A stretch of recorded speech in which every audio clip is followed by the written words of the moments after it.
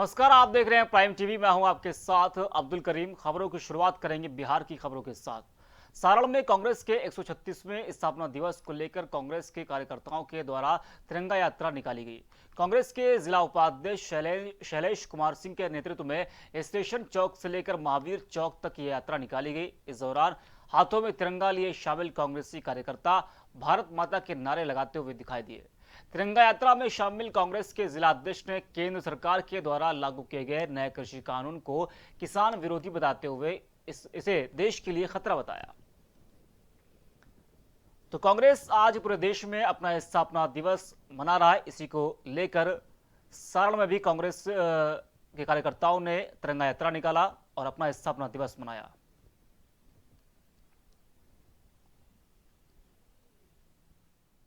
स्थापना दिवस मना रही है, जिसको जिस बंधन के तले इस देश को एक सूत्र में चलाने के लिए एक सिंगल सूत्र है।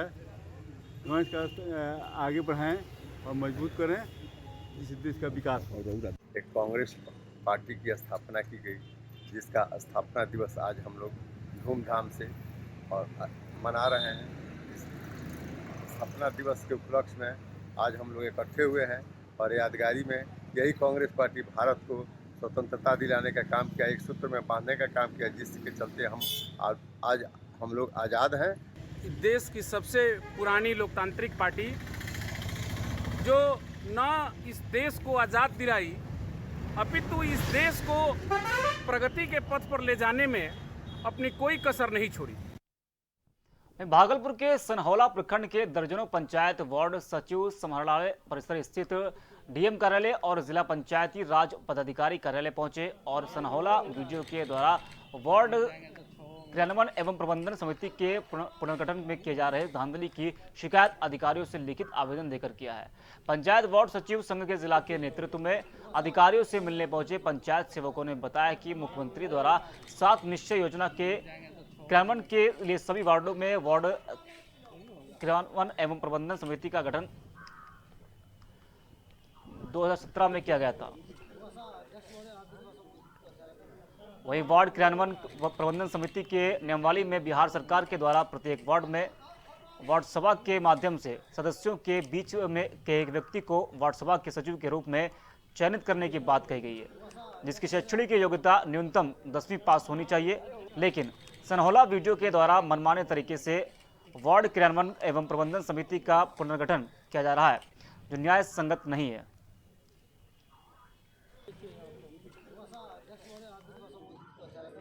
विरोध में हम लोग जिलाधिकारी और जिला पंचायती राज पदाधिकारी को एक ज्ञापन सौंपने आए हैं कि वो जो है जल्दी से यहाँ से लेटर निकाल करके बीडीओ साहब को कहेंगे कि जो सचिव पहले से है वही अनुरक्षक भी बनाए जाए और उसको हटाया भी नहीं जाए।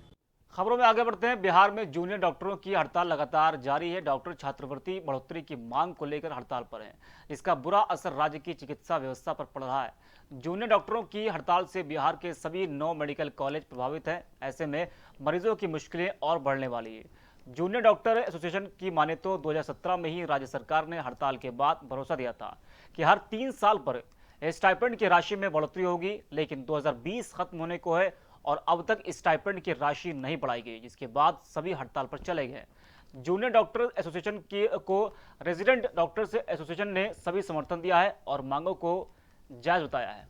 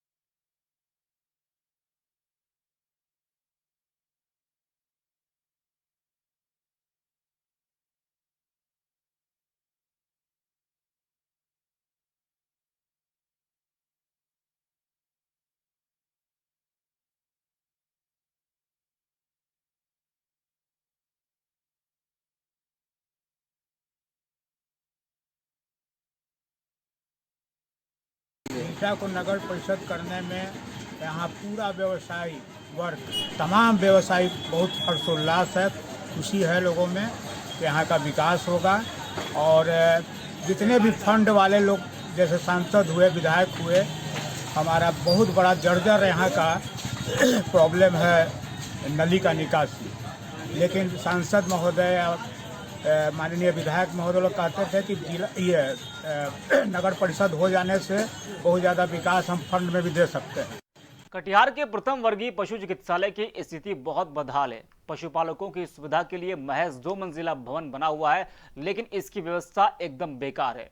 पशु अस्पताल में चिकित्सक समय पर नहीं रहने से पशुपालकों को इसका लाभ नहीं मिल पा रहा है। बता दें कि पशुओं में बीमारी होने के बाद पशुपालकों को निजी चिकित्सक के भरोसे रहना पड़ता है। वहीं इसके छत पर भी कूड़े कचरे का अंबार लगा हुआ है। स्थानीय ग्रामीणों ने बताया कि प्रभारी डॉक्टर रंजीत कुमार पशु चिकित्सालय के प्रभाव में है, लेकिन सिर्फ कागजी प्रक्रिया करने के लिए ही कभी कभी आते हैं और अक्सर पशु अस्पताल से फरार रहते हैं।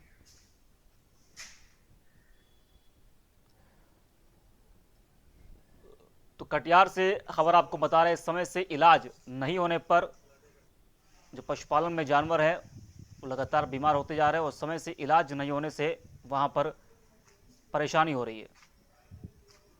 तो पशुपालकों को इलाज सही से नहीं मिल पा रहा है, जिसको लेकर वहीं इसके छत पर भी कूड़े कचरे का अंबार लगा हुआ है।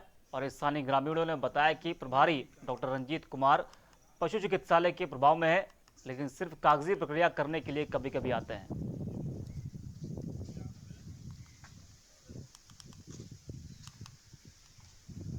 तो कटिहार के प्रथम वर्षीय पशु चिकित्सालय की स्थिति बहुत ही बदहाल है।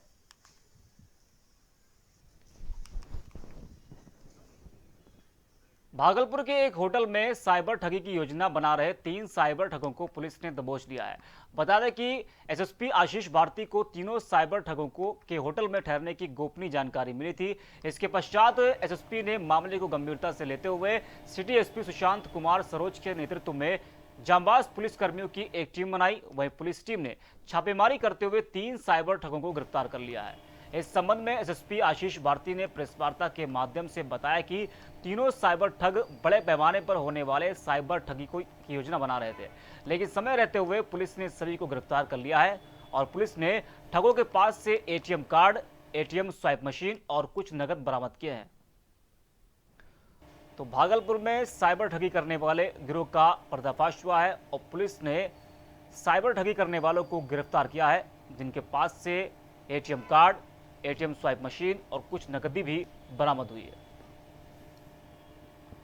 तो भागलपुर में पुलिस ने 3 साइबर ठग को गिरफ्तार किया है और पुलिस उनसे लगातार पूछताछ कर रही है। उनके पास से ATM card, ATM swipe machine और कुछ नकद भी बरामद किए गए हैं। इनसे जब पूछताछ किया गया तो इनके द्वारा जो बताया गया है कि एटीएम क्लोनिंग का काम करते हैं और इनके पास से एटीएम क्लोनिंग करने से संबंधित सामान बरामद किया गया है। इनके द्वारा स्वीकार किया गया है कि कई लोगों के एटीएम के कार्ड का क्लोन बना करके तथा एटीएम कार्ड का हेराफेरी करके बहुत से लोगों के साथ इन्होंने ठगी किया है और इसी उद्देश्य से ये लोग भागलपुर आए हैं।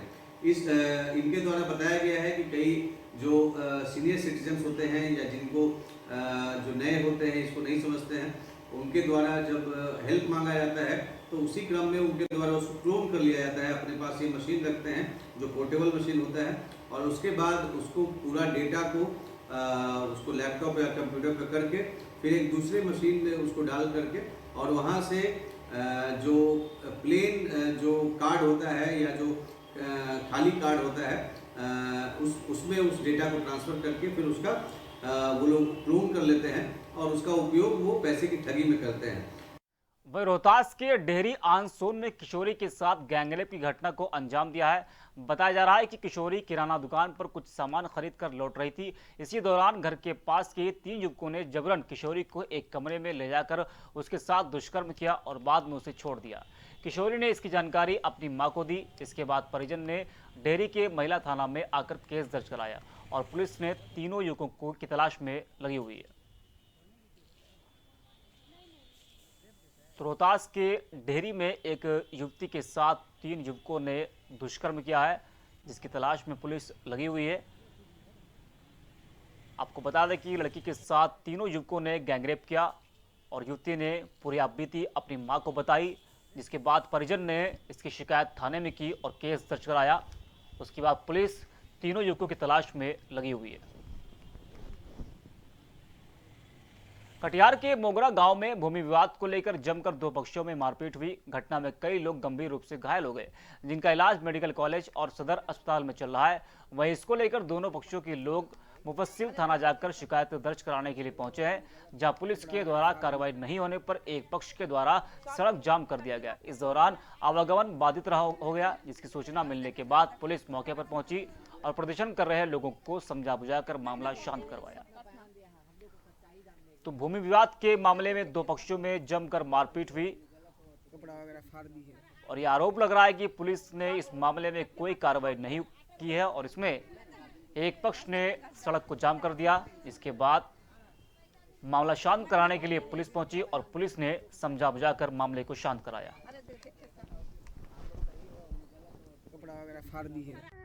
2008 के बाद वही था, इस दोरा का बेटा तारिकवा और मोहम्मद जमाल नजरुल, ये सब जो है ना 6 भाई है, हम लोग 8 बहन है। हम लोग को जब भी आता है मारपीट करने के लिए, कोई काम करते हैं घर में मारपीट करने के लिए आ जाता है। हम लोग का पेड़ काटने के लिए हम लोग बोले थे कि हम लोग का ज़मीन पर है, तुम लोग को काटने नहीं देंगे। इतना बोलने के बाद वो लोग जो है ना आके हम लोग का घर में, उस टाइम में ना पापा था ना भाई था, गाली गुप्ता किया, ईटा उटा फेंका, उसके बाद चला गया।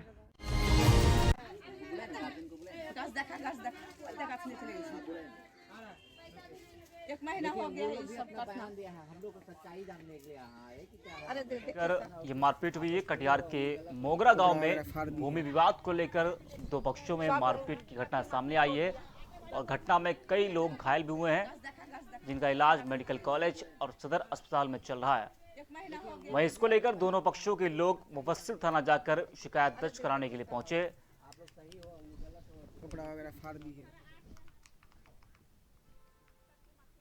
वहीं प्रवर्तन निदेशालय ईडी ने शिवसेना सांसद संजय राउत की पत्नी वर्षा राउत को पीएमसी बैंक धनशोधन मामले में पूछताछ के लिए 29 दिसंबर को तलब किया है। जानकारी अधिकारियों ने रविवार को दी है।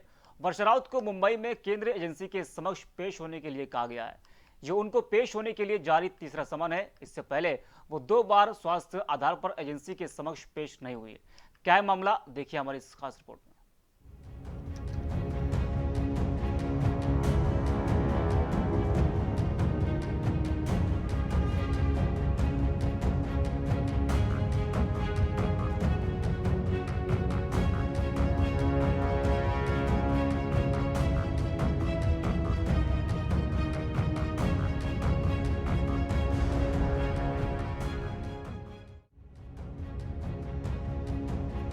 शिवसेना के प्रवक्ता और सांसद संजय राउत की पत्नी वर्षा राउत को ईडी ने पूछताछ के लिए समन नोटिस भेजा है।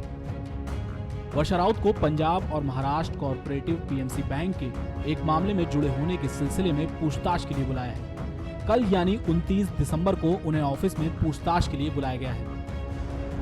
बता दें कि शिवसेना नेता संजय राउत की पत्नी वर्षा को ये तीसरी बार समन भेजा गया है।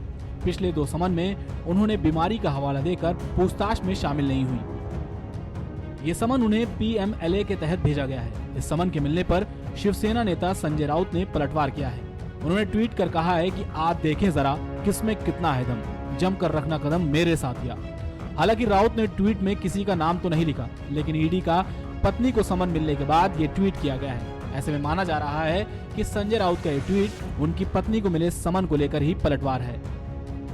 बता दें कि पीएमसी बैंक में पिछले साल सितंबर महीने में 4,355 करोड़ रुपए का कथित रूप से घोटाला सामने आने के बाद आरबीआई ने पैसे निकालने की लिमिट तय कर दी थी। ईडी ने बाद में हाउसिंग डेवलपमेंट इंफ्रास्ट्रक्चर लिमिटेड एसडीआईएल के प्रमोटरों की संपत्ति जब्त कर ली थी। साथ ही प्रमोटर राकेश कुमार वधावन और उनके बेटे सारंग वधावन, उसके पूर्व अध्यक्ष वी सिंह और पूर्व मैनेजिंग डायरेक्टर जॉय थॉमस के खिलाफ पीएमएलए के तहत मामला दर्ज किया था। Test report prime TV.